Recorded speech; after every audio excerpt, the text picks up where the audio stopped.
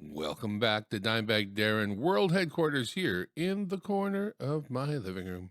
And we will be going forward with our story right away with Chapter 7. So buckle up and here we go.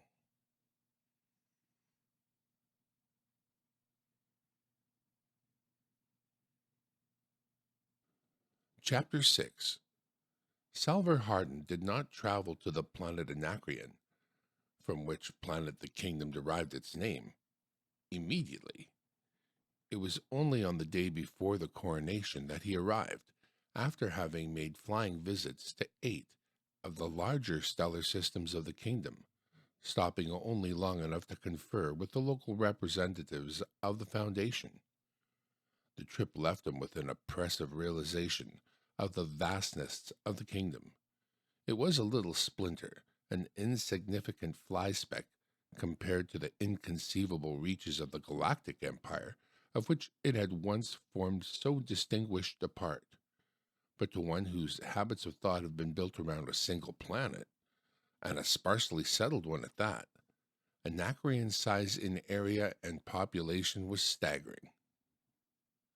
Following closely the boundaries of the old prefect of Anacreon, it embraced 25 stellar systems, 6 of which included more than one habitable world. The population of 19 billion, though still far less than it had been in the Empire's heyday, was rising rapidly, and the increasing scientific development fostered by the Foundation. And it was only now that Hardin found himself floored by the magnitude of that task. Even in 30 years, only the capital world had been powered.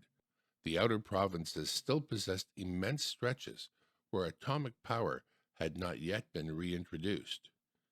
Even the progress that had been made might have been impossible if it had not been for the still workable relics left over from the ebbing tide of empire.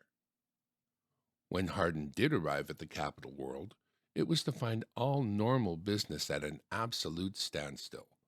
In the outer provinces, there had been, and still were, celebrations, but here on the planet Anacreon, not a person but took feverish part in the hectic religious pageantry that heralded the coming of age of their god king, Leopold. Hardin had been able to snatch only a half an hour from a haggard and harried Verisov before his ambassador was forced to rush off to supervise still another temple festival. But the half hour was a most profitable one, and Hardin prepared himself for the night's fireworks well satisfied. In all, he acted as an observer, for he had no stomach for the religious tasks he would undoubtedly have to undertake if his identity became known. So, when the palace's ballroom filled itself with a glittering horde of the kingdom's very highest and most exalted nobility, he found himself hugging the wall, little noticed or totally ignored. He had been introduced to Leopold as one of a long line of introducees and from a safe distance, for the king stood apart in lonely and impressive grandeur, surrounded by his deadly blaze of radioactive aura.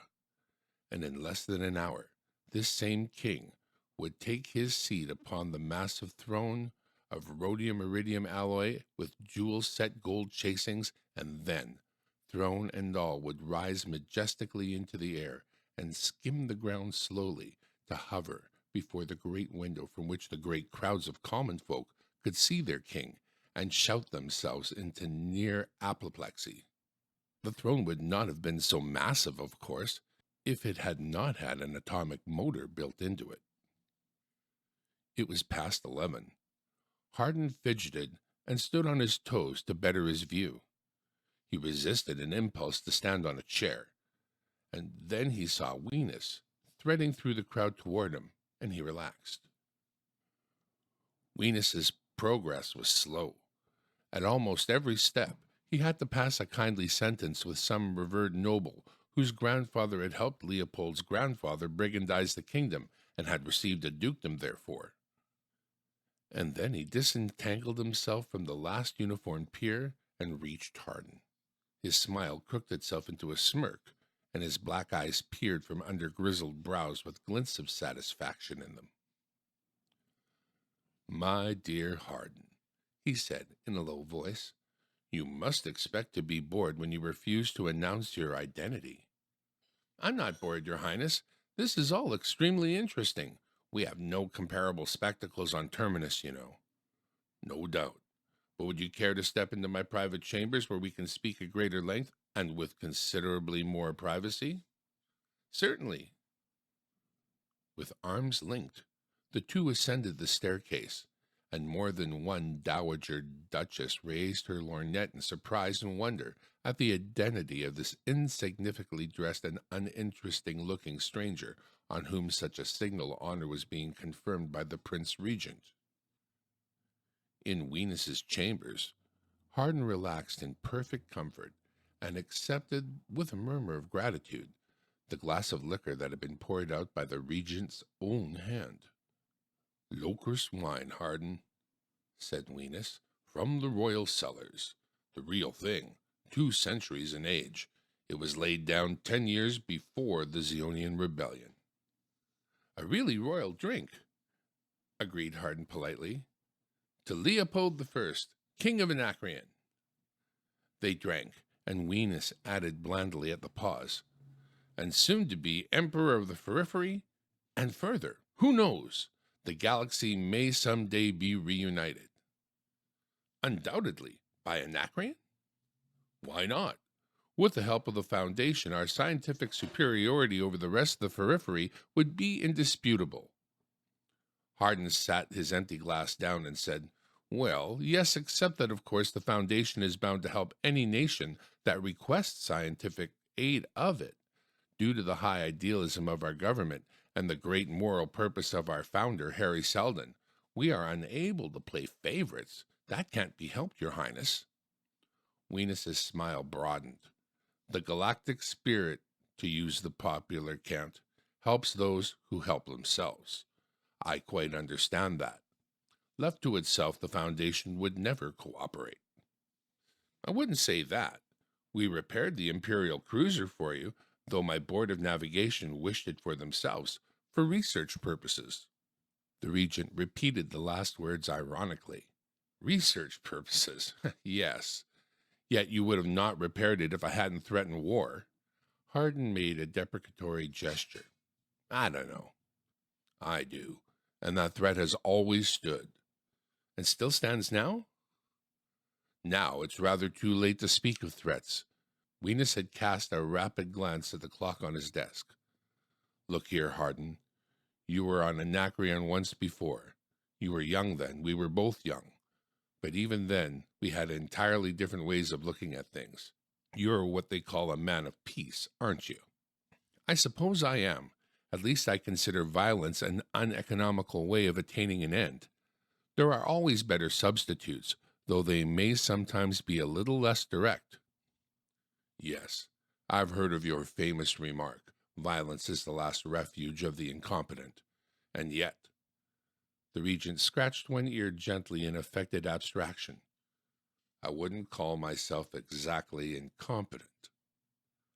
Hardin nodded politely and said nothing. "And in spite of that," Venus continued, "I have always believed in direct action. I have believed in carving a straight path to my objective and following that path. I have accomplished much that way and fully expect to accomplish still more." "I know," interrupted Hardin. "I believe you're carving a path, such as you describe for yourself and your children, that leads directly to the throne. Considering the late unfortunate death of the king's father, your elder brother, and the king's own precarious state of health—" "He is in a precarious state of health, is he not?" Venus frowned at the shot, and his voice grew harder. "You might find it advisable, Hardin, to avoid certain subjects. You may consider yourself privileged as a mayor of Terminus to make injudicious remarks, but if you do, please abuse yourself of the notion. I am not one to be frightened at words. It is my philosophy of life that difficulties vanish when faced boldly, and I have never turned my back upon one yet. I don't doubt that. What particular difficulty are you refusing to turn your back upon at the present moment? The difficulty, Hardin, of persuading the Foundation to cooperate. Your policy of peace, you see, has led you into making several very serious mistakes, simply because you underestimated the boldness of your adversary. Not everyone is afraid of direct action as you are. For instance, suggested Hardin. For instance, you came to Anacreon alone and accompanied me to my chambers alone. Hardin looked about him. And what is wrong with that? Nothing, said the regent, except that outside this room are 5 police guards, well armed and ready to shoot. I don't think you can leave, Hardin. The mayor's eyebrow lifted. I have no immediate desire to leave. Do you then fear me so much? I don't fear you at all, but this may serve to impress you with my determination. Shall we call it a gesture? Call it what you please, said Hardin indifferently. I shall not discommode myself over the incident, whatever you choose to call it. I'm sure that attitude will change with time, but you've made another error, Hardin, a more serious one. It seems that the planet Terminus is almost wholly undefended. Naturally. What do we have to fear? We threaten no one's interest and serve all alike. And while remaining helpless, Venus went on. You kindly helped us to arm ourselves and aiding us particularly in the development of a navy of our own, a great navy. In fact, a navy which, since your donation of the Imperial cruiser, is quite irresistible. Your Highness, you're wasting time. Hardin made as if to rise from his seat. If you mean to declare war, and are informing me of the fact, you will allow me to communicate with my government at once. Sit down, Hardin. I'm not declaring war, and you're not communicating with your government at all. When the war is fought, not declared, Hardin, fought, the Foundation will be informed of it in due time by the atom blast of the Anacronian Navy under the lead of my own son upon the flagship Venus, once a cruiser of the Imperial Navy. Hardin frowned. When will all this happen? If you're really interested, the ships of the fleet left Anacreon exactly 50 minutes ago, at 11, and the first shot will be fired as soon as they sight Terminus, which should be at noon tomorrow. You may consider yourself a prisoner of war. That's exactly what I do consider myself, Your Highness, said Hardin, still frowning. But I'm disappointed. Venus chuckled contemptuously. Is that all? Yes. I thought that the moment of coronation, midnight, would be the logical time to set the fleet in motion.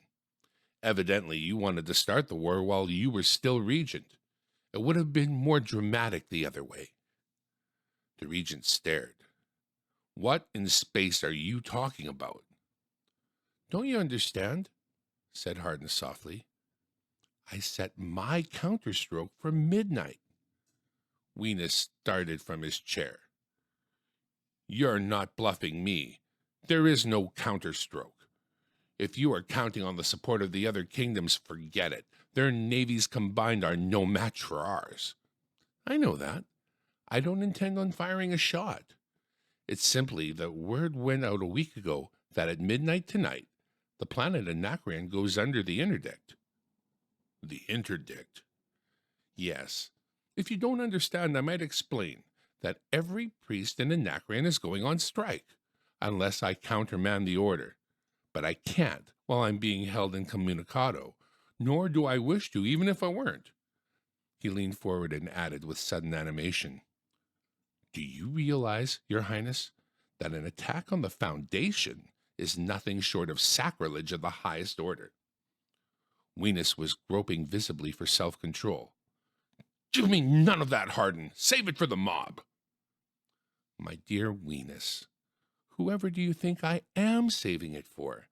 I imagine that at least the last half hour, every temple on Anacreon has been the center of a mob, listening to a priest exhorting them about the very subject. There's not a man or woman on Anacreon that doesn't know that their government has launched a vicious, unprovoked attack upon the center of their religion. But it lacks only 4 minutes of midnight now. You'd better go down to the ballroom to watch events. I'll be safe here with the 5 guards outside the door. He leaned back in his chair and helped himself to another glass of Locrist wine. He gazed at the ceiling with perfect indifference. Weenus blistered the air with a muffled oath and rushed out of the room. A hush had fallen over the elite in the ballroom, and a broad path was cleared for the throne. Leopold sat upon it now, hands solidly on its arms, head high, face frozen. The huge chandeliers had dimmed, and in the diffused multicolored light from the tiny animal bulbs that bespangled the vaulted ceiling, the royal aura shone out bravely, lifting high above his head to form a blazing coronet. Weenus parked on the stairway. Nobody saw him. All eyes were on the throne. He clenched his fist and remained where he was. Hardin would not bluff him into silly action. And then the throne stirred. Noiselessly it lifted upwards and drifted. Off the dais, slowly down the stairs, then horizontally 6 inches off the floor. It worked itself towards the huge open window. At the sound of the deep-toned bell that signified midnight, it stopped before the window, and the king's aura died. For a split second, the king did not move, face twisted in surprise, without an aura, merely human, and then the throne wobbled and fell 6 inches to the floor with a crashing thump, just as every light in the palace went out. Through the shrieking din and confusion, Weenus's bull voice sounded. "Get the flares! Get the flares!" He buffeted right and left through the crowd and forced his way to the door. From without, palace guards had streamed into the darkness. Somehow the flares were brought back into the ballroom, flares that were to have been used in the giant torchlight procession through the streets of the city after the coronation. Back to the ballroom, guardsmen swarmed with their torches, blue, green, and red, where the strange light lit up frightened, confused faces. "There is no harm done," shouted Weenus. "Keep your places. Power will return in a moment." He turned to the captain of the guard, who stood stiffly at attention. "What is it, Captain?" "Your Highness," was the instant response. "The palace is surrounded by the people of the city."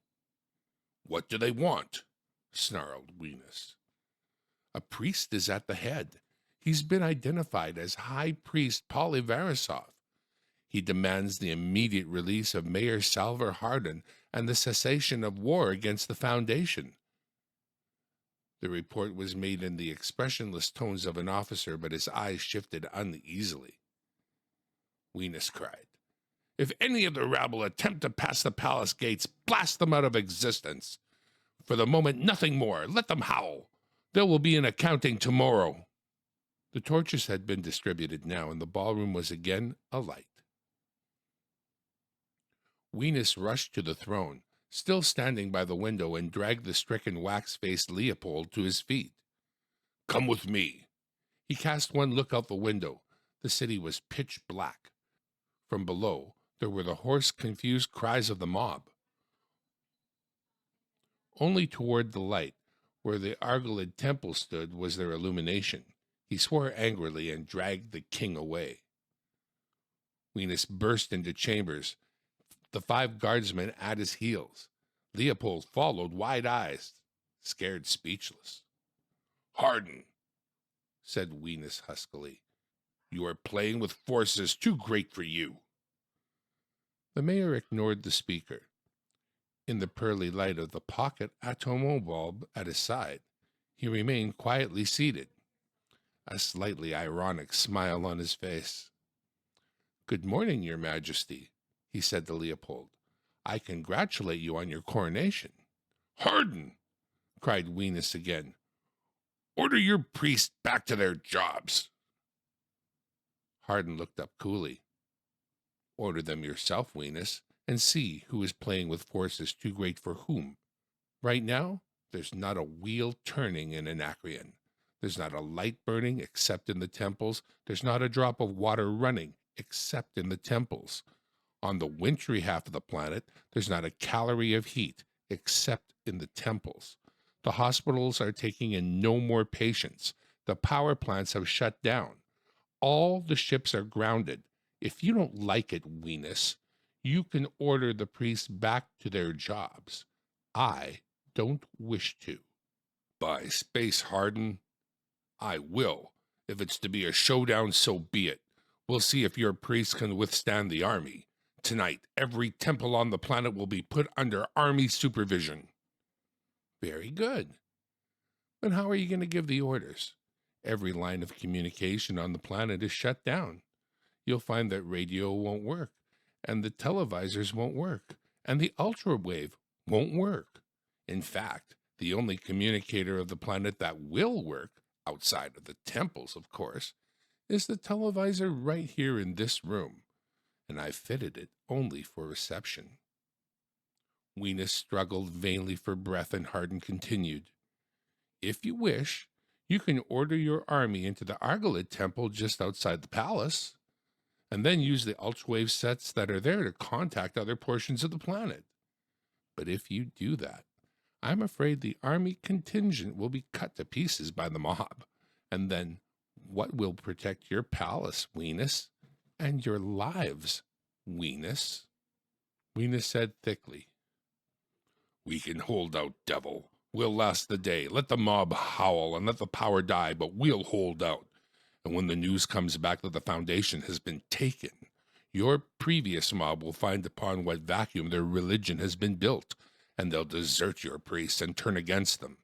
I give you till noon tomorrow, Hardin, because you can stop the power on Anacreon, but you can't stop my fleet. His voice croaked exultantly. They're on their way, Hardin, with the great cruiser you yourself ordered repaired at the head.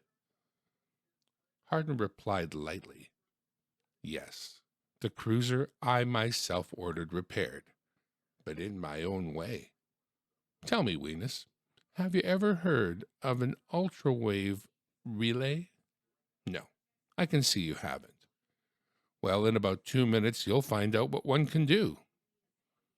The televisor flashed to life as he spoke, and he amended. Nope. In about 2 seconds, sit down, Venus, and listen.